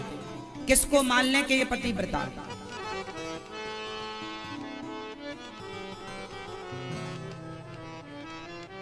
मैया बोल दो मेरी माँ, आप तो हो ना पतिव्रता? बताओ फिर। जो स्त्री अपने पति को छोड़कर स्वप्न में भी पराये पुरुष का चिंतन ना करे, उसे पतिव्रता मानना चाहिए। स्वप्न में भी पर पुरुष का चिंतन ना करे, वह स्त्री पतिव्रता है। जो नारी सदा अपने पति की आज्ञा का पालन भगवान की आज्ञा की तरह करे, वह पतिव्रता है। पर यहाँ पति का भी धर्म है कि वह भी अपनी पत्नी का सम्मान करे। ये ना कि शराब पी के मारता रहे। शराब पीने वाला पति हो तो उस पति के संग पतिव्रत धर्म निभाना बड़ा कठिन हो जाएगा। निभाने वाली तो फिर निभा ही लेती है, नहीं तो जल्दी निभता नहीं है। पद्म पुराण में कथा आती है कि एक स्त्री थी, उसके पति को कोढ़ का रोग हो गया था। कोढ़ी तो था ही, पर गांव की एक वैश्या से भी उसका मन लग गया था। तो अपनी पत्नी से बोला कि मुझे ये वैश्या चाहिए। तो पत्नी बोली करती हूँ व्यवस्था। तो वैश्या के घर पतिव्रता नारी बर्तन इत्यादि धुलती, झाड़ू पोंछा करती। तो एक दिन पतिव्रता नारी को देखकर उस वैश्या ने कहा कि मैं तो वैश्या हूँ, आप पतिव्रता हो, आप मेरे घर सेवा क्यों करती हो? उसने कहा कि मेरे पति का मन लग गया है तुझ में, जरा उन्हें तुम प्रसन्न कर दो। बोली ले आना। उसके पति को बोला उसने कि जाओ, आपको बुलाया है। पति बोला मैं कैसे जाऊंगा, मेरे शरीर में तो ताकत ही नहीं है जाने की। देखो चलने की ताकत नहीं है, पर नारी से मन लगा। कितना चंचल है ये मन। तब पतिव्रता स्त्री बोली मैं ले चलती हूँ। तो उसने अपने कंधे पर बिठाया और अपने पति को अपने कंधे पर बिठाकर एक वैश्या के घर ले जा रही है। तो वो पतिव्रता नारी थी जो अपने पति को बिठाकर कंधे पर जब ले जाने लगी, तो जंगल में एक संत जी बैठे थे समाधि लगाए, जिनके यहाँ राजा के यहाँ से चोरी करके भागे हुए चोरों ने धन बाबा जी की संत जी की कुटिया में रख दिया। और वो ऋषि थे मांडव्य ऋषि। उन्होंने सिपाहियों ने देखा कि राजा का धन तो बाबा जी की कुटिया में लगता, बाबा ढोंगी है। आकर कहा बेटी मैं तेरे पति को जीवन दान देती हूँ। सूर्य को आने दिया, पहली किरण पड़ते ही प्राण निकल गए। पर माता अनुसुईया ने कहा हे प्रभु मैं सच्ची पतिव्रता हूँ, तो इसका मरा हुआ पति जीवित हो जाए। एक स्त्री यदि पतिव्रता हो ना मेरी माँ, तो सूर्य की गति को भी रोकने की ताकत उस पतिव्रता नारी के अंदर है। ब्रह्मा विष्णु महेश तीनों को बच्चा बना के दूध पिलाया था माता अनुसुईया ने, केवल पतिव्रत धर्म के बल पर। तीनों आए थे परीक्षा लेने कि देखूं कि आप कितनी बड़ी पतिव्रता हैं। कथा आप सब जानते हैं माता अनुसुईया का चरित्र। तो इस धरती पे सबसे श्रेष्ठ यदि कोई है तो पतिव्रता नारी श्रेष्ठ है। वह नारी जो यमराज के मुख से भी, मृत्यु के मुख से भी अपने पति को वापस ले आती है। सावित्री ले आती है वापस। सत्यवान को। तो ये पतिव्रता नारियां बहुत शक्तिशाली होती हैं, पूज्य होती हैं, इसलिए प्रत्येक नारी को पतिव्रता नारी होना चाहिए ताकि आपका लोक भी संवर जाए और परलोक भी संवर जाए। तो नारी का एक ही धर्म एक व्रत नेमा, काय वचन मम पति पद प्रेमा। एक ही धर्म है, पति ही ब्रह्मा पति ही विष्णु। फिर उस नारी ने जो बोली कि मेरा पति, पतिव्रता थी अनुसुईया ने जीवित किया, दोनों स्वस्थ हो गए और दोनों भगवत धाम चले गए। एक पत्नी ने अपने दुष्ट पति को भी परम धाम प्रदान कर दिया। एक नारी चाहे, कहते हैं पत्नी वही जो पति को पतन से बचा ले, उसका नाम पत्नी है। जो पत्नी अपने पति को पतन से बचाए उसका नाम पत्नी है, और जो पति अपनी पत्नी को पतन से बचाए उसका नाम पति है। तो दोनों एक दूसरे के पूरक हैं, दोनों बचाओ, दोनों में कोई एक भी रास्ता ना भटकने पावे। और गृहस्थ वही है जो गृहस्थी निभाता हुआ भगवान में मन लगाता हुआ अपना लोक परलोक दोनों सवार ले, वही सदगृहस्थ है। इसलिए गृहस्थ के यहाँ सदा पहली रोटी गाय की, अंतिम रोटी कुत्ते की निकलनी चाहिए। सदा सत्य की रोटियां खाना सीखो, बेईमानी ना करा करो। गौ सेवा, ब्राह्मण सेवा, साधु सेवा, ये तो हमारा भाव बना ही रहे, ये ना नष्ट होना चाहिए। जिसके अंदर साधु सेवा ब्राह्मण सेवा का भाव नहीं, वो तो चलता फिरता मुर्दा है, वो तो मुर्दा ही, उसे मुर्दा ही समझो आप। जिसके अंदर गरीबों के लिए, दीन दुखियों के लिए दया का भाव नहीं है, वो मुर्दा ही है। जिसके अंदर दया ही नहीं है, मुर्दा है। और गृहस्थ तो परम दयालु होता है, गृहस्थ तो परम दयालु होता है। इसलिए गृहस्थ आश्रम सर्वश्रेष्ठ आश्रम है।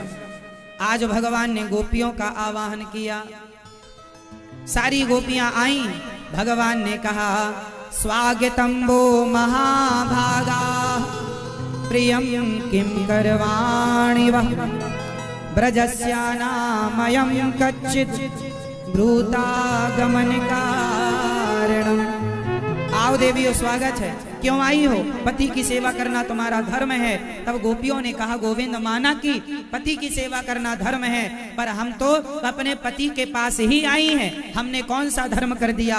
अरे ये दुनिया के पति तो तस्वीर है। किसी का पति प्रदेश गया हो और अपनी पत्नी से बोले कि मेरे फोटो की पूजा करना, मेरी याद आए तो फोटो देखना। जैसे आप लोग अपने मोबाइल में सेल्फी ले लेती हो अपने पति की, और जब पति नहीं होता तो सेल्फी देख देख के याद करती हो। वो पल जो संग गुजारे थे, वो क्षण याद आते हैं। अब सोचो कि आपका पति परदेश से आया है 1 साल के बाद, माना कि, और द्वार पर खड़ा है और आप अपने पति ले गए, मानो प्राण निकल जाएंगे गोपियों के। ऐसा भाव गोपियों के अंदर जागा, कृष्ण के बिना मानो प्राण निकल जाएंगे। तब गोपियों ने एक गीत गाया जिसे गोपी गीत कहते हैं। गोपियों ने कहा जयति तेधिकं जन्मना व्रजः श्रयते गिरा शाश्वत जयति दर्शता इच्छुका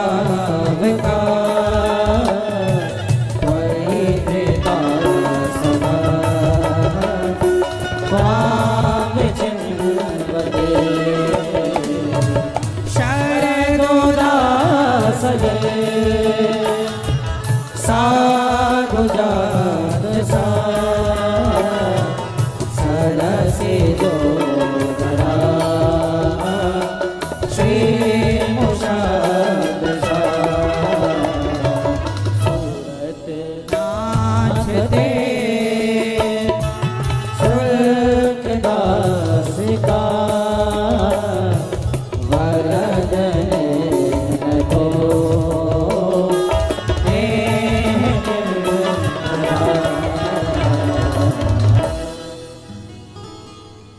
गोविंद कहाँ चले गए जब गोपियों ने पुकारा, प्राण निकल जाएंगे मनमोहन आपके बिना। अच्छा देखिए भगवान चले गए छोड़कर। अच्छा ये बताइए भगवान छोड़कर चले गए, अच्छा आप और हमें भी तो छोड़कर भगवान चले गए। अब बताओ कैसे मिलेंगे भगवान? भगवान को पाना चाहते हो तो उपाय क्या है ये बताओ। आज मैं आपसे उपाय पूछ रहा हूं, आप उपाय बताओ। यदि भगवान को पाना है इस कलयुग में तो क्या उपाय है आप लोग बताइए। किस विधि से भगवान मिलेंगे बताइए भैया। इस कलयुग में भगवान किस विधि से मिलेंगे? आज मैं आपको ऐसी विधि बताऊंगा जिस विधि से भगवान मिलेंगे मिलेंगे मिलेंगे। कोई किंतु नहीं, कोई परंतु नहीं, कोई डाउट नहीं। आज पहले आप बताइए कि भगवान को प्राप्त करने के लिए क्या करना पड़ेगा। वही करो जो गोपियों ने किया। गोपियों ने क्या किया? एक बात बताओ, छोटा सा बच्चा जब अपनी माँ से कहता है खिलौना दिलाओ और माँ नहीं दिलाती तो वो क्या करता है? जोर से क्या करता है? बस छोटा सा बच्चा जब रोता है तो उसे माँ खिलौना दिला देती है। यही उपाय है कि भगवान को पाने के लिए भक्त केवल रोया करे। हे गोविंद आपके लिए ये दास अनिरुद्ध जब से होश संभाला है तब से आपका चिंतन किए जा रहा है। कई बार तो मैं आपका भजन भूल जाता हूँ, चिंतन भूल जाता हूँ, संसार में उलझ जाता हूँ। हे श्याम सुंदर, हे मनमोहन, क्या मैं आपको भूल जाऊंगा संसार में उलझ कर? क्या मैं परिवार में उलझ कर आपको भूल जाऊंगा? हे श्याम सुंदर, मुझे इतना ना उलझाइएगा कि आपको प्राप्त करने आया और आपको ही पाना मैं भूल जाऊं। हे गोविंद मैं आपको कभी ना भूलूं। बोलो हे नाथ मैं आपको कभी भूलूं नहीं। हे नाथ मैं आपको कभी भूलूं नहीं। गोपियां रो रही हैं, हे तुलसी क्या तुमने मेरे श्याम सुंदर को यहां से गुजरते हुए देखा है? यदि देखा है बहन तो जल्दी से बताओ, नहीं तो हम मर जाएंगी। जब रोकर पुकारा तुलसी ने नहीं सुना। हे वृक्ष तुम ही बताओ, क्या तुमने श्याम सुंदर को देखा है? नहीं कोई उत्तर। ये यमुना तुम ही बताओ, कोई नहीं। तब सारी गोपियां आपस में कृष्ण की लीला करने लगी। एक सखी पूतना बनकर, एक कृष्ण बनकर और लीला को करने लगी आपस में। एक कृष्ण बनती, एक लीला को पूरा करती। इस प्रकार वो आपस में ही लीला करने लगी गोविंद की और रोने लगी। और जब रोई, हे गोविंद अब आपके बिना प्राण निकल जाएंगे। देखो मेरी माँ, हम लोग वो आदमी हैं, वो जीव हैं। हमको यज्ञ कैसे करना है नहीं आता, जप तप नहीं आता, पूजा पाठ। हम लोग कोई ज्ञानी तो है नहीं कि ज्ञान के बल पर भगवान को पाए, और इतने बड़े भक्त भी नहीं है कि भक्ति के बल पर पाले। ना ज्ञान बल है, ना भक्ति बल है, ना हमारे पास कोई हम बहुत बड़े योगी हैं कि योग बल से पाए। ना योग बल है, ना भक्ति बल, ना योग बल, ना ज्ञान बल। कौन सा बल है? हे प्रभु अब किसी बल से भगवान को हम नहीं पा सकते। यदि पा सकते हैं तो प्रेम के आंसुओं को बहाकर भगवान को पाया जा सकता है। प्रेम आश्रु भगवान को प्राप्त करा सकते हैं। ये जो आंखों में आंसू है ना मेरी माँ, ये आंसू भगवान से मिलाने में सहायता करते हैं। इसलिए रोया करो तो भगवान के लिए रोया करो। जगत के लिए तो दुनिया रोती ही है। धन्य है वो लोग जो जगत के लिए नहीं जगन्नाथ के लिए रोते हैं। हे जानाथ कब दर्शन दोगे हे गोविंद, कब दर्शन देकर हमें कृतार्थ करोगे। सारी गोपियां रोने लगीं और जब रो कर के पुकारा तो जब कोई भगवान को रोकर पुकारता है ना तो भगवान मिलते हैं। अच्छा ये बताओ व्यक्ति रोता किसके लिए? जिससे नफरत होती है उसके लिए या फिर जिससे अत्यधिक प्रेम होता है? जहां ज्यादा प्रेम है वहां आंसू हैं और जहां प्रेम नहीं है आंसू नहीं है। यदि भक्त और भगवान के बीच में आंसू नहीं है तो प्रेम की कमी है। आप बिहारी जी का दर्शन करने आते हैं, दर्शन करके चले जाते हैं, क्या उन्हें देखने में आपकी आंखें गीली होती हैं? हे बिहारी जी इतने दिन बाद दर्शन करने आया हूं, इस बार आया हूँ, पता नहीं अगली बार आऊंगा कि नहीं। हो सकता है बिहारी जी आपकी और हमारी ये मुलाकात आखिरी मुलाकात हो। कोई रोज रोज थोड़ी आता है, पता नहीं कौन सी मुलाकात, किसकी मुलाकात, आखिरी मुलाकात। तो बिहारी जी से जब जब मिला करो इसी प्रेम भाव से मिला करो कि बिहारी जी अब तो यहाँ मुलाकात हो रही है, अब यहाँ के बाद आप अपने चरणों में ही रखिएगा, अब आप पता नहीं कब मुलाकात। और दूसरी बार आइएगा तो भी यही आंसू हो कि ये आखिरी मुलाकात है। तीसरी बार आओ तो भी यही भाव बना रहे कि ये आखिरी मुलाकात है, क्योंकि एक ना एक दिन वो यात्रा आपकी अंतिम यात्रा होगी, अंतिम मुलाकात होगी आपकी। आज चलो नहीं, चलो कल नहीं, चलो परसों नहीं, पर एक ना एक दिन तो अंतिम मुलाकात होगी। तो पता नहीं कौन सी, तो अभी से आखिरी मुलाकात। कम से कम प्रेम के आंसू तो बहें बिहारी जी के लिए, भगवान के लिए जो आंसू बहाती हो ना मेरी माँ, यही सबसे बड़ी पूजा है। भगवान को फूल, भगवान को तुलसी, मेवा मिष्ठान, सोना चांदी हीरा मोती, इसकी कोई चाहत नहीं है। भगवान नहीं चाहते कि आप हमें सोना दीजिए, चांदी दीजिए, हीरा दीजिए, मोती दीजिए। भगवान को कोई चाहत ही नहीं है सोना चांदी हीरे मोती की। यदि चाहत है तो प्रेम से आप छिलका खवा दीजिए, छिलका खाएंगे। वो प्रेम के आंसू तो लाओ, वो प्रेम के आंसू तो बहाओ, रोज भगवान के आगे बैठा करो। हे बिहारी जी, हे श्याम सुंदर, मैं आपको कभी भूलूं नहीं। हे श्रीमन नारायण, हम पापी हैं, अधम हैं, नीच हैं, दुष्ट हैं, खल हैं, हम कामी हैं, पर जैसे हैं गोविंद आपके हैं। हे प्रभु हमारी बुद्धि निर्मल कीजिए। हे श्याम सुंदर हम। तब उन दानवीर महापुरुष ने कहा, दानी कोई और है, दानी तो कोई और है, देने वाला देनहार कोई और है, देने वाला परमात्मा है। मैं उसको दे रहा हूं तो नजरें झुका कर दे रहा हूं कि कहीं मुझे देने का अभिमान ना आ जाए कि मैं देने वाला हूं। देने वाला तो ईश्वर है, वही दिलाने का भाव पैदा करता है। यदि आप दे रहे हैं तो कहीं ना कहीं भगवान आपके हृदय में प्रतिष्ठित हैं और वो प्रेरणा कर रहे हैं कि दो। वाह, जो लोग दान नहीं करते मतलब उनके हृदय में भगवान अभी तक प्रवेश नहीं किए। इसलिए कहता हूं, ये गौरी गोपाल आश्रम में हजारों साधु संत प्रसाद पाते हैं। हजारों संत वृंदावन में तो ऐसे भजन करने वाले साधु हैं जो दिन रात केवल 3 बजे रात को जाग जाएं और भजन करने लग जाते हैं। ये दास अनिरुद्ध महात्मा जी की कुटिया भी गया है, पूरी कुटिया को राधामय बना रखा है। ऐसे साधु संतों के जल्दी दर्शन होते नहीं है, भजनानंदी साधु। तो आप लोग से निवेदन है, ऐसे तमाम साधु संतों को यहाँ प्रसाद बंटता है। सोचो कि जब आपकी रोटियां खाकर ये साधु भजन करेंगे तो उनके भजन का कुछ फल तो हमें और आपको मिलेगा। इसलिए अन्न दान सर्वश्रेष्ठ दान है। ये हजारों संत आप टीवी पर देख रहे हैं, हजारों साधु रोज प्रसाद पाते हैं। आप एक दिन का अन्न क्षेत्र अपनी ओर से बंटवाएं, यदि आप इस लायक हैं तो। एक दिन की सेवा, ये श्राद्ध पक्ष चल रहे हैं, अपने पूर्वजों के लिए अपने कल्याणार्थ जरूर बंटवाइएगा। और आप एक दिन की सेवा गौरी गोपाल जी की रसोई की, यहाँ गौरी गोपाल जी की रसोई भी चलती है, जहाँ 30,000 लोग भोजन करते हैं नित्य, कोई शुल्क नहीं, कोई। आप एक काम करना, पूरा वृंदावन तो आप दर्शन करते ही हैं, पूरा वृंदावन दर्शन करना, फिर गौरी गोपाल जी की रसोई का प्रसाद पाना, फिर आप बताना कि जैसा प्रसाद यहाँ ठाकुर जी आपको दिलाते हैं ऐसा प्रसाद और कहाँ प्राप्त होता है। पूरे भारत में 5वें नंबर की सबसे बड़ी रसोई है ये गौरी गोपाल जी की रसोई।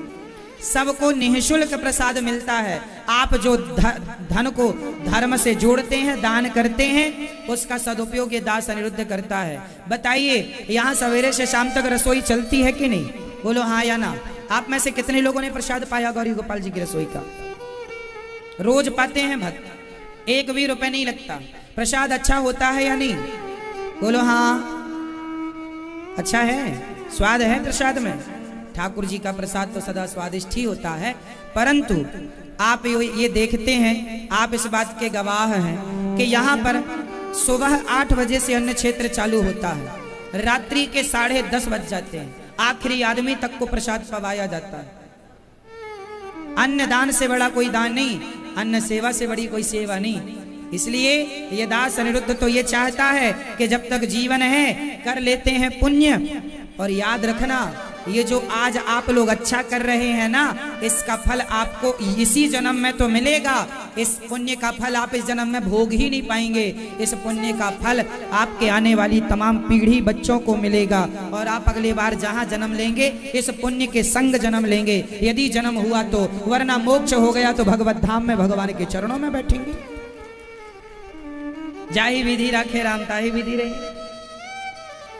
आप लोग देखो 365 दिन होते हैं और एक दिन में 2 रोटियां हमें निकालनी चाहिए। क्यों जी? एक रोटी गाय की, एक रोटी कुत्ते की। आप बताइए कि 365 रोटियां कितने की हो गई? आज बाजार में एक रोटी की कीमत क्या है? 1 रुपए, 2 रुपए, 4 रुपए, कम से कम 5 रुपए की रोटी मिलती है बाजार में। और सस्ती लो तो 3 रुपए की। क्यों? 3 रुपए की रोटी मुझे नहीं लगती कहीं मिलती होगी, 5 रुपए की। इस हिसाब से आप ये सोचो कि आपके 100 रुपए में 5 रुपए तो रोज परोपकार के लिए निकलना चाहिए। रोज आपकी कमाई का 5% आपको धर्म से जोड़ना चाहिए। 5% निकालने का अर्थ ये हुआ कि आपने 100 रुपए में 1 रोटी निकाल दी। 100 रुपए में अब आपने 1000 रुपए प्राप्त किए हैं, तो आप उस हिसाब से देख लो फिर। उसी तरह जब आप एक दिन का अन्न क्षेत्र करते हैं, एक दिन की रसोई बंटवाते हैं, तो मुझे लगता है आपके द्वारा इतना बड़ा पुण्य हो जाता है अन्नदान का, हजारों श्रद्धालु भक्त खा लेते हैं और उसका पुण्य आपको मिलता है, जिस पुण्य का फल आप इस जन्म में भोग ही नहीं पाएंगे, इतना पुण्य है। इसलिए अन्नदान जरूर कीजिए। एक दिन की रसोई आप इस लायक हैं तो जरूर बंटवाइएगा। और यहाँ तो हमारी माताओं की सेवा होती है। ऐसी माएं जिनके बच्चों ने घर से निकाल दिया है। एक माँ ने हमसे बताया, रोते हुए माँ ने कहा, बेटा इतने दिन हो गए बेटे का आज तक एक फोन नहीं आया कि बेटे ने कह दिया हो कि माँ गलती हो गई घर आ जाओ। एक बार भी नहीं बोला। बेटे को तो कुछ पड़ी ही नहीं। अभी कुछ दिन पहले हमारी एक माँ यहाँ भगवान एक आश्रम में, हमारी माँ कुछ दिन पहले भगवान के घर चली गई, बीमार पड़ गई थी, हॉस्पिटल ले गए, उनकी मृत्यु हो गई।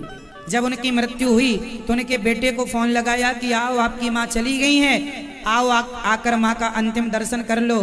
बेटे ने साफ मना कर दिया, नहीं आएंगे। अपनी माँ का कंधा देने भी नहीं आया। तब ये दास अनिरुद्ध ने ही माँ को कंधा दिया और जो क्रिया हुई वो माँ की यहीं से हुई। ये दास अनिरुद्ध, यहाँ माताएं रहती हैं, हमारी 260 माताएं हैं। जिंदा तो ठीक है, मर जाती हैं। जो माएं उनके बच्चे मरी माँ को देखने तक नहीं आते। ऐसी निर्दयी संतान हो गई हैं आज कुछ बच्चे। तो ऐसी माएं जिनका कोई अब आसरा नहीं, सहारा नहीं, ऐसी माँओं की सेवा आपके थोड़े थोड़े सहयोग से होती है। कल मुझे प्रश्नोत्तरी में किसी बहन ने कहा कि आपके बारे में कोई कह रहा था कि ये वृद्ध माताओं से पेंशन तो लेते ही होंगे अनिरुद्धाचार्य जी। वृद्ध माताओं की जो पेंशन आती है ना, कुछ लोग ये कहते हैं अनिरुद्धाचार्य जी माताओं से पेंशन लेते होंगे। मेरी माताएं ये रही बगल में, आपके जाके पूछ लेना। मेरी माँओं की पेंशन आती है तो मेरी माँओं की पेंशन मेरे माँओं के हाथ में होती है, वो जाने वो क्या करती हैं, दान पुण्य जो करें। ये दास अनिरुद्ध तो इन माँओं से केवल आशीर्वाद लेता है, 1 भी रुपए माताओं से नहीं लिया जाता। पता नहीं लोगों को कहना है, बस आरोप लगाना है। यदि किसी को डाउट हो तो आकर देख लीजिएगा। ये दास अनिरुद्ध आप लोगों से कहता है, आप लोग सहयोग कीजिए। आप लोगों के सहयोग से ही बिहारी जितना दिला देते हैं कि इन माताओं का केवल आशीर्वाद ही लेना होता है, इनका धन नहीं। अब आप लोग कई बार सोचते होंगे महाराज जी, संसार में बुरे लोग क्यों हैं? जैसे संसार में गुलाब है तो कांटे भी हैं। अकेला गुलाब ही गुलाब होता, कांटे ना होते तो बेचारे गुलाब की भी इतनी वैल्यू ना होती। इस पुष्प को क्या कहते हैं? ये काय का फूल है, गेंदा है ये, और ये काय का है? जोर से, गुलाब। बताओ बाजार में ज्यादा कीमती कौन बिकता है? ज्यादा कीमत किसकी होती है, गेंदे की या गुलाब की? बताओ, दोनों ही पुष्प हैं, दोनों ही फूल हैं, लेकिन गुलाब ज्यादा कीमती होता है, गेंदा ज्यादा कीमती नहीं होता। कारण क्या है? क्योंकि ये कांटों में नहीं खिलता। इसने बेचारे ने देखे ही नहीं कि कांटे कैसे होते हैं। जो कांटों में रहकर आया है उसी की कीमत होगी ना मेरी माँ। इसे पता ही नहीं कि कांटे क्या होते हैं, ये जानता ही नहीं कि कांटे क्या होते हैं। क्यों? सही है, इसके पेड़ पर कांटे लगते ही नहीं। और ये बेचारा हवा चलती है और जरा झुक जाए तो कांटे चुभ जाते हैं इसको। ये कांटों में फूलता है, इसलिए कीमत ज्यादा है। आप कहते हैं ना महाराज जी जीवन में दुख क्यों है, जीवन में गंदे लोग क्यों हैं? उस दुख में, उस गंदे लोगों के बीच में भी इस गुलाब की तरह खिले रहना, इसी से आपकी कीमत बढ़ेगी। यही है आपके जीवन में आपकी सफलता का रहस्य। जीना अगर तो ऐसे गुलाब की तरह। पर गुलाब में भी एक कमी है, सुबह खिलता है, शाम को झड़ जाता है ना? शाम तक ये बिखर जाता है ना, इसकी एक एक पंखुड़ी ऐसे ऐसे टूट टूट के जमीन पे गिर जाती है। खिलता है, बिखर जाता है। उसी तरह जीवन जैसे सवेरे का खिला हुआ गुलाब शाम को बिखर जाता है, उसी प्रकार ये जीवन है। कब तक खिला रहेगा ये जीवन, कब बिखर जाएगा कोई नहीं जानता। शाम होते ही गुलाब बिखर जाता है। हमारे भी जीवन की शाम आएगी, हम भी बिखर जाएंगे। इसलिए ये याद रखो कि एक दिन बिखरना है। गुलाब भी बहुत सुंदर लगता है देखने में, पर शाम होते होते मुरझा जाता है। यही है जीवन की शाम। लड़कपन, जवानी, बुढ़ापा, सुबह, दोपहर, शाम। लड़कपन में बच्चे कितने सुंदर होते हैं, जवानी में वो सुंदरता सिर चढ़ के बोलती है। उसके बाद वो सुंदरता धीरे धीरे आहिस्ता आहिस्ता ढलने लग जाती है। जैसे गुलाब खिला, फिर पंखुड़ियां झड़ने लगी, बस खत्म है। माली यावत देख कर कलियन करे पुकार, फूले फूले चुन लिए काल हमारी बारी। बगीचे में जैसे गुलाब खिला है, माली आता है, फूले फूले चुन लेता है।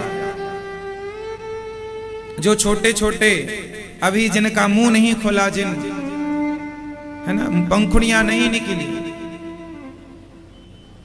बस वो इंतजार इसका है कल होते ही हम भी खिलेंगी, हमें भी ले जाएगा। इसलिए ये जीवन में दो बातें सदा याद रखो। जीवन में एक है जीवन, एक है मृत्यु। सिक्के के दो पहलू हैं, एक जीवन है, एक मृत्यु है। जीवन यदि है तो मृत्यु भी है। मेरी माँ खुल के जियो, इसलिए कहता हूं जितना जीवन मिला है बिंदास जिया करो, खुश रहा करो। हर परिस्थिति में मुस्कुराना सीखो। हर परिस्थिति में बोल दो, हर परिस्थिति में मुस्कुराना सीखो। कोई गाली दे, कोई डांटे, फिर भी क्या करना चाहिए? मुस्कुराना चाहिए। ये जिंदगी थोड़ी है, गुलाब थोड़ी देर के लिए ही खिलता है, फिर तो बिखरना ही। ये जीवन भी गुलाब है। मुस्कुरा लो, जी लो, बिंदास अपनी जिंदगी जियो, प्रसन्न रहो, मिलजुल के रह लो। एक दिन तो शाम आएगी, एक दिन शाम, एक दिन माली आएगा, तोड़ कर ले जाएगा। माली मतलब यमराज,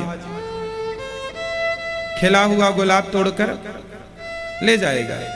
ये जिंदगी का भी एक माली है, यमराज, यमदूत, कुछ भी कहो, आएंगे तोड़ कर ले जाएंगे। इसलिए जितना मस्त रह सको रह लो।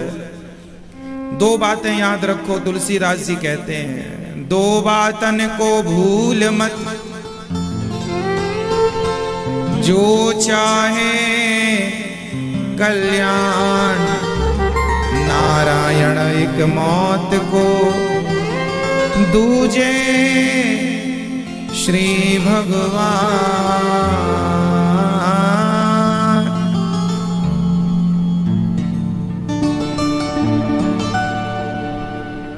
दो बातें सदा याद रखो, अपनी मृत्यु को और अपने भगवान को। ध्रुव जी महाराज इतने बड़े राजा थे, उनके भाई को यक्षों ने मार दिया, उन्होंने मारा, अज्ञान उनका ज्ञान समाप्त तो हो गया। फिर मनु जी ने उनको समझाया, बेटा तुम कहां उलझ गए। सज्जन पुरुष को विवादों में उलझना नहीं चाहिए। सज्जन पुरुष को विवादों में, विवाद इत्यादि किसके लिए है? जो फुर्सत है, मूर्ख हैं। जो मूर्ख हैं और फुर्सत हैं वो विवाद करें। जो व्यस्त हैं, जो समझदार हैं, वो विवाद में उलझता नहीं है। विवाद हो तुरंत विवाद से दूर हो जाना चाहिए, क्योंकि विवाद होने से नुकसान बहुत है। मन अशांत हो जाता है ना। और मन को शांत रखना है तो सदा भगवान में लगे रहो, दुनियादारी से दूर रहो। जमाने में क्या, और तो सब ठीक है, कई बार न्यूज देखने से भी मन अशांत हो जाता है। न्यूज में कुछ ऐसी खबरें देखने से भी मन अशांत हो जाता है। अरे क्या हो रहा है हमारे देश में। वो बातें होती हैं पर वो बातें सिमट जाती हैं कुछ दिनों में। हम बड़ा हाई ले लेते हैं, हाई पर हो जाते हैं। अरे ऐसा ऐसा हम उग्र हो जाते हैं ना। अपने स्वभाव को बैलेंस करके रखिए। ध्रुव जी महाराज ने अपने स्वभाव को बड़ा बैलेंस रखा है। पितामह ने समझाया, समझ लिया, बड़े समझाएं, समझ लो। समझकर श्री ध्रुव जी महाराज ने अपना हठ छोड़ दिया और भगवान के चिंतन में लगे। मृत्यु आई किसकी? ध्रुव जी की। तो ध्रुव जी से मृत्यु ने हाथ जोड़कर कहा, मैं आपको मारने नहीं आई। क्यों? तुम तो सबको मारने आती हो, हमें मारने क्यों नहीं आई? मृत्यु बोली, आप पर भगवान का हाथ है और जिसे भगवान स्वीकार कर लेते हैं मैं उसको कभी स्पर्श नहीं करती। मैं आपको क्या मारूंगी? आप एक काम करिए, आप मेरे माथे पे पांव रख दीजिए। ध्रुव जी ऐसे भक्त थे जिन्होंने मृत्यु के सिर पर पांव रखा और उसके सिर को पांव रखकर विमान पर चढ़कर फिर भगवत धाम को गए। भगवान ने अपना बैकुंठ, जिसे आज वर्तमान में हम ध्रुव लोक कहते हैं, भगवान श्री का वो बैकुंठ खुद का धाम था। भगवान ने अपने भक्त के लिए अपना घर दे दिया। ये समझ लो, मेरा भक्त रहेगा। आज तक ध्रुव तारा बनकर के चमक रहे हैं ध्रुव जी महाराज। मैं वही समझा रहा हूं आपको कि जो भगवान दे सकते हैं वो केवल भगवान ही देंगे। दुनिया में और कोई आपको वो चीज नहीं दे सकता। इसलिए हर हाल में मांगना है तो केवल भगवान से, कहना है केवल भगवान से और किसी से। जो भी कहूंगा तुझसे कहूंगा, तेरे सिवा ना किसी से कहूंगा। बस कहना है भगवान से, मांगना है भगवान से, रोना है भगवान से, अपना बनाना है भगवान को। एक सज्जन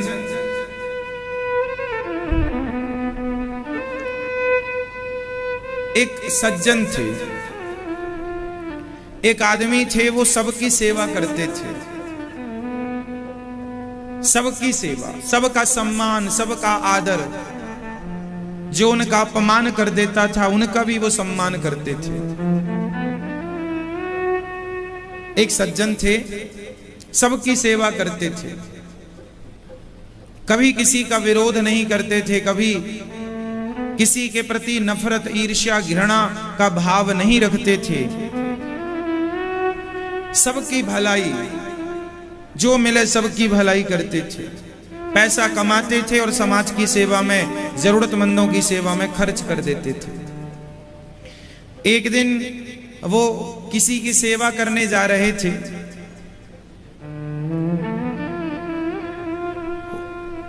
किसी ने बताया कि किसी बेटे ने अपनी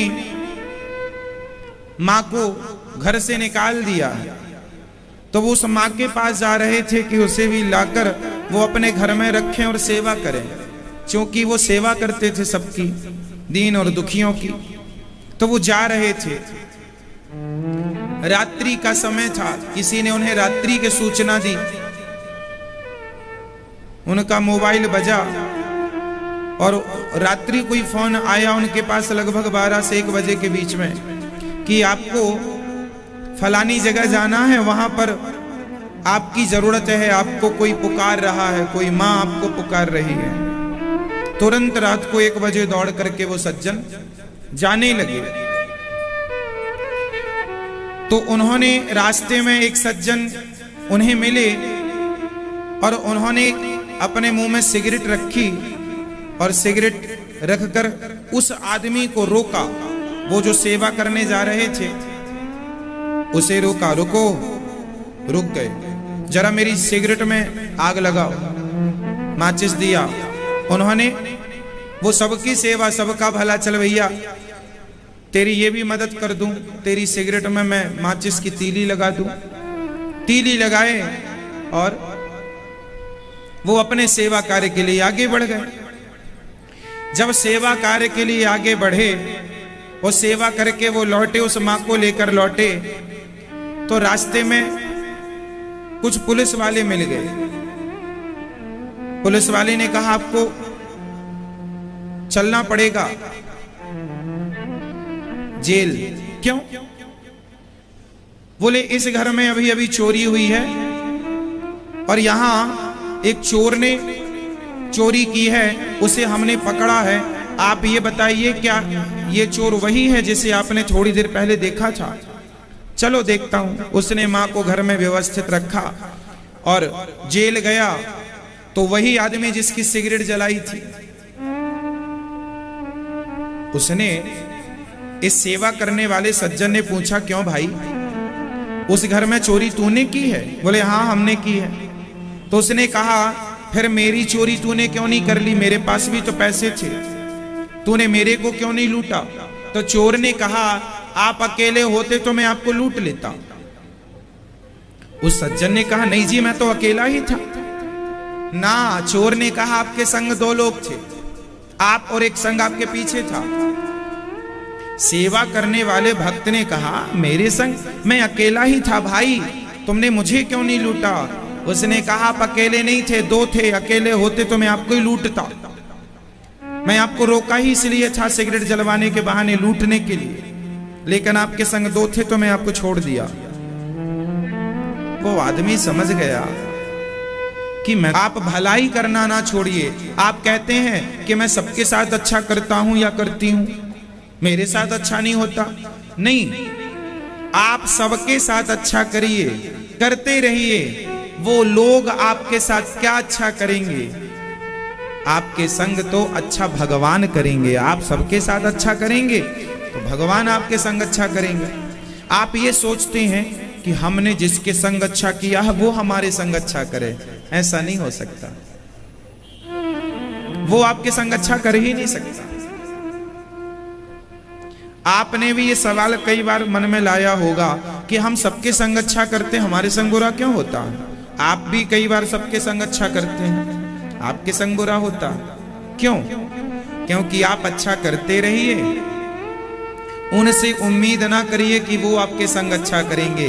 जब जो आदमी सबके साथ अच्छा करता है उसके संग मेरा कन्हैया कभी बुरा होने नहीं देता। भगवान साक्षी, कन्हैया उसके संग है साथ में। इसलिए आप सदा अपने आप को अच्छे कामों में व्यस्त रखो। ईश्वर आपके संग है, तू अकेला नहीं प्यारे, राम तेरे साथ। भगवान है हमारे संग, ऐसा मानना चाहिए। मैं अकेला नहीं हूं, मेरे संग गोविंद हैं, ये मुझे विश्वास रखना चाहिए। हर पल हर क्षण ये विश्वास रखो कि हमारे संग हमारे श्याम सुंदर है।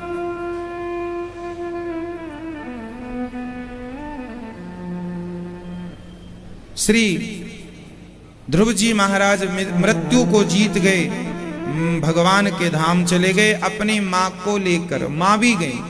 ध्रुव जी की मां का नाम क्या था? बेटा बताओ, ध्रुव जी की मां का नाम क्या था? क्या नाम था ध्रुव जी की मां का? मैया बताएंगी, मेरी मां सबसे बुजुर्ग है। मैया बताओ, ध्रुव जी की मां का नाम क्या था?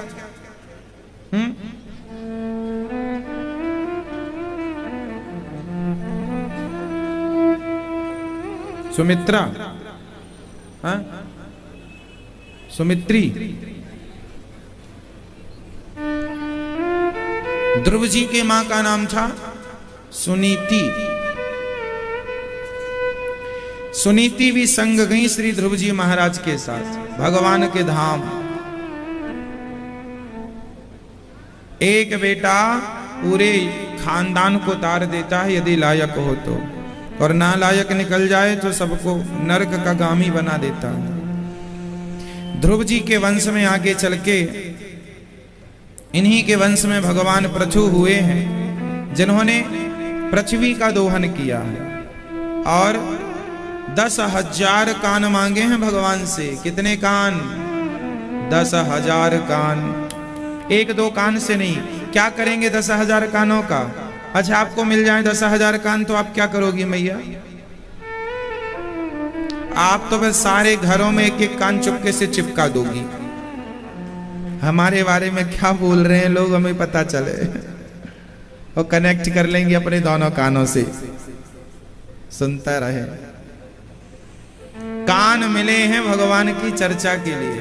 ये कान यदि कथा में नहीं लगते आपके, तो चूहे के बिल की तरह हैं आपके कान। चूहे के बिल हैं। इसलिए कान जो आप लोग निंदा चुगली में लगाए रहती हो ना मैया, ना लगाया करो। और आज मैं आपको बताऊं, आप लोग कितने लोग हैं जो निंदा चुगली करते रहते हैं पड़ोसन से? आप करती हो ना? पड़ोसन तो बता रही थी 2-2 घंटे बैठी रहती हो आप। बूढ़ी बूढ़ी माताएं तो ऐसी हैं, खा के निकल जाएंगी अपने घर से। 1 घंटा इस घर में, 1 घंटा उस घर में, 1 घंटा उस घर में, 1 घंटा उस।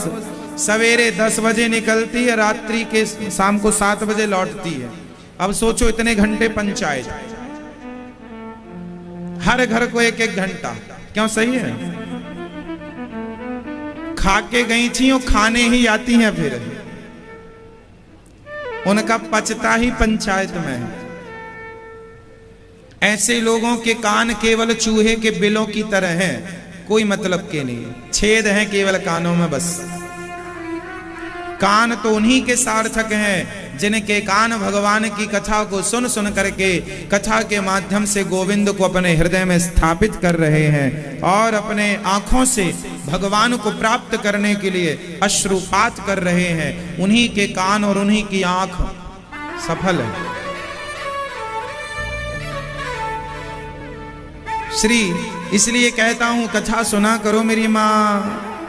टीवी पर सुन लिया करो, मोबाइल पर सुन लिया करो। कथा मात्रैक जीवन, हम सब का जीवन कथा ही होना चाहिए। कथा ही हमारा लोक परलोक सवारती है।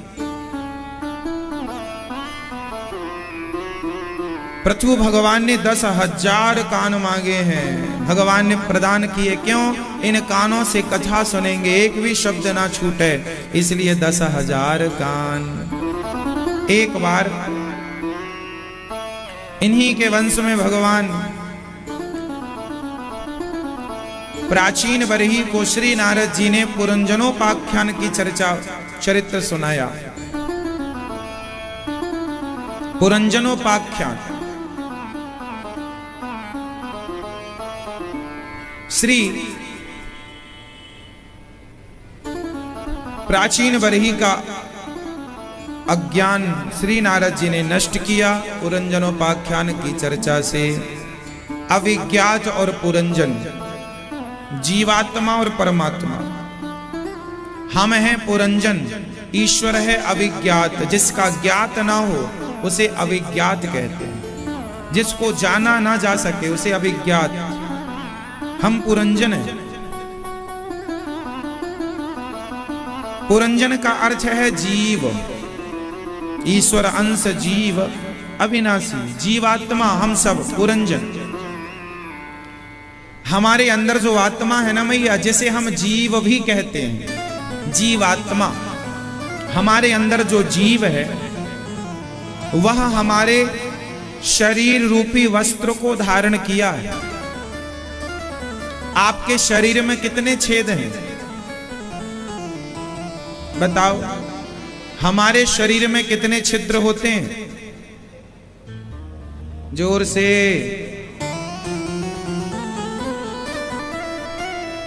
नवद्वारे पुरे देही। हमारे शरीर में 9 छिद्र होते हैं। 9 छेदों का ये घर है। इस 9 छेदों के घर में एक जीवात्मा रहता है। 9 छेद कौन कौन से हैं? 2 आंखें, 2 कान, छेद ही हैं।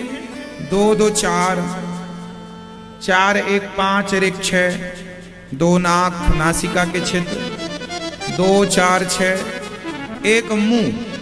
कितना हुआ? 7 हो गए। अब 2 छिद्र नीचे, जिसे मलमूत्र का द्वार कहा जाता है। मूत्र द्वार और मल द्वार। मलमूत्र का विसर्जन जिन छिद्रों से होता है, ये टोटल 7 ऊपर 2 नीचे, 9 दरवाजों का ये शरीर है। आपके घर में कितने दरवाजे हैं? में आप लोग तो परमानेंट के हिसाब से रहते हैं। महाराज जी हमारा परमानेंट यही मुकाम है। महाराज जी परमानेंट पता है हमारा। आज तक किसी का पता परमानेंट हुआ? तुम्हारा आधार कार्ड में जो पता लिखा है वो भी परमानेंट? जो कहते रहते हो हम तो परमानेंट यही मिलेंगे महाराज, कभी भी आ जाना। वाह, 100 साल बाद आएंगे तो मिलोगे। इस संसार में कोई भी परमानेंट नहीं। इसलिए आप और हम, शरीर 9 दरवाजों का घर है। इस 9 दरवाजों के घर में एक छोटा सा आत्मा, जीवात्मा इस शरीर रूपी घर में निवास करता है। और वह भी परमानेंट नहीं है। हमें भी एक दिन हमारा शरीर हम छोड़ के जाएंगे। जिस शरीर में अनिरुद्धाचार्य रहता है उस शरीर को हम यहीं विसर्जन करके जाएंगे। लोग उसी को जलाएंगे, उसी को जलाकर उसी की राख उठा करके गंगा जी में डालेंगे। क्यों जी? सही है। तो हम तो चले गए। कहां चले गए? जहां से आए थे। इसलिए मेरी मां, हमारे शरीर में 10 इंद्रियां होती हैं, एक मन होता है, 4 अंतःकरण, मन बुद्धि चित्त अहंकार। अंतःकरण के समूह को मन बुद्धि चित्त अहंकार कहते हैं। ठीक है। हमारी 10 इंद्रियां होती हैं, 5 ज्ञान इंद्रियां, 5 कर्मेंद्रियां। बताइए 5 ज्ञान इंद्रियों के नाम आप बताओ। एक के नाम बताओ। जिनसे ज्ञान होता है उस इंद्री को ज्ञान इंद्री कहते हैं। वो एक इंद्री कौन सी है आपकी? होती तो 5 है, आप एक बताओ। वो एक इंद्री कौन सी है जिससे आपको ज्ञान होता है? किससे? हा? बुद्धि से। बुद्धि इंद्री है। कौन बताएगा? ज्ञान इंद्री। एक बुद्धि इंद्री, एक ज्ञान इंद्री, 2 हो गई। और बताओ तीसरी दादाजी आप बताओ। जिह्वा। आप ठीक कह रहे हैं। जिह्वा एक ऐसी इंद्री है जिससे स्वाद का ज्ञान होता है। किसका? रस का। आप बताइए इंद्री कौन सी है? एक तो इन्होंने बताया जिह्वा, दूसरी कौन सी आप बताइए। नहीं समझ में आ रहा विषय? मैं ये बताओ। हाँ, दूसरा कान। कान से सुनने का ज्ञान, ये इंद्रिय है। देखो आप अपने शरीर को पहचान नहीं रहे हैं कि आपके शरीर में किस फंक्शन को क्या नाम दिया गया है। इसे कहते हैं इंद्रिय। ये कान हमारी इंद्रिय है जिससे सुनने का हमें शब्द का ज्ञान होता है। कान से शब्द का ज्ञान, जिह्वा से रस का ज्ञान। तीसरा कौन बताएगा? तीसरा आंख, आंख से रूप का ज्ञान होता है। किसका? चौथी क्या है? नाक, नाक से किसका ज्ञान होता है? गंध का, गंध का। और पांचवी इंद्री कौन है? आप बताओ, बोलो मेरी मां। क्या है पांचवी इंद्री? पांचवी इंद्री त्वचा, चमड़ी, स्पर्श का ज्ञान। पांच हो गई। क्या क्या? शब्द, शब्द मतलब कान, शब्द कहां से अंदर गया? शब्द। स्पर्श, स्पर्श मतलब त्वचा, स्पर्श का बोध त्वचा से। शब्द, स्पर्श, रूप, रूप मतलब आंखें, रूप को ग्रहण करती है ना आंखें। शब्द, स्पर्श, रूप, रस, रस को ग्रहण करने वाली जिह्वा। और गंध, शब्द, स्पर्श, रूप, रस, गंध, गंध को ग्रहण करने वाली होती है नाक, नासिका। ये पांच ज्ञानेंद्रियां हैं, सबके भीतर होती हैं। इन्हीं पांचों की आप लोग गुलामी करते हैं। या तो आप अच्छा देखना चाहते हैं, तो इसकी गुलामी होगी। या तो आप अच्छा सुनना चाहते हैं, इसकी गुलामी होगी। या आप अच्छा खाना चाहते हैं, जिह्वा की गुलामी हो गई। या तो आप अच्छा अच्छा छूना चाहते हैं, स्त्री पुरुष का स्पर्श, ये चमड़ी के तो अंतर्गत आता है। तो ये भोगों के लिए या तो आप अच्छा छूना चाहते हैं, या फिर आप अच्छा सूंघना चाहते हैं। अच्छे अच्छे परफ्यूम, अच्छे अच्छे इत्र, अच्छी अच्छी चीजें। आप सारी जिंदगी इन पांचों की गुलामी करते हैं। आप सारी जिंदगी पांच लोगों के पेट भरते हैं। आंख का पेट भरते हैं, शायद आंख को ये दिखा दें तो तृप्ति मिल जाएगी। पर जो दिखाना आप चाहते हैं वो देख के अच्छा तो लगता है, लेकिन जब उसका अपडेट वर्जन आ जाता है, अरे ये तो कमजोर, वो और अच्छा है। आंख का पेट कभी भरता